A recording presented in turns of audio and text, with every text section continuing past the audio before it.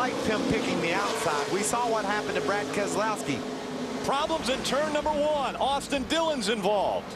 Donnie Lia, I think the 07 goes around. You get turned around here as quick as you can. Chris Jones just maybe skipped the. You see the right front damage to Austin Dillon's truck. That's a lot of damage on that truck. Right.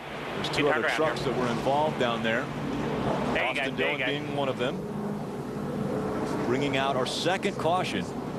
There's Grandpa Richard Childress overseeing the event here. Austin got squeezed.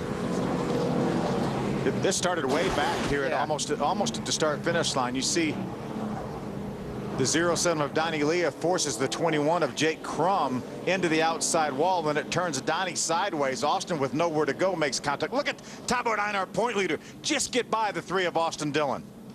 Oh, and then Austin gets hit again. That's Chris Jones, the 87, just knocks that front fascia off.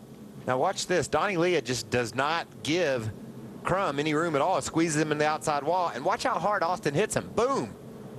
Straightens it back out. I'm not sure that maybe Donnie Lia didn't receive the least amount of damage of all the trucks, and he's the one that caused that mess. And Donnie Lia and Jake Crum are teammates at S&S Greenlight Racing.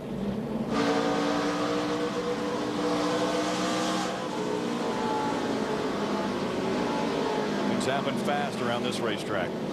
Kyle Busch, you heard him grab third gear even before he got to turn number 1. He wanted to make sure he had plenty of options. Get that thing down on a lower gear, and if he needs to make a move in a hurry, he would have the power to do it. I love that move by Kyle Busch.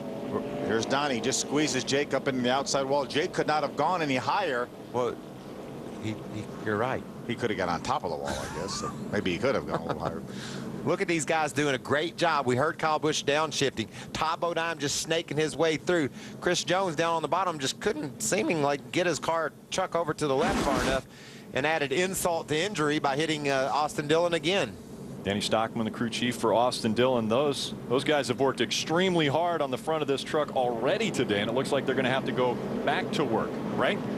Well, and that's part of the concern, Rick. Whenever you have those repairs like they did earlier today, sometimes you got to use duct tape and all kinds of different things. So they're not sure what kind of damage they're going to face here.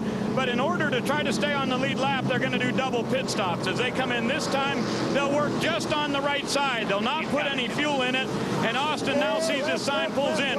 There's a good bit of fender missing on the right front, and the nose piece is completely gone there. Now, the other thing is the input for the brakes may have to be removed. So they're talking it over on the radio, making a track bar adjustment, going up 1.5 rounds there.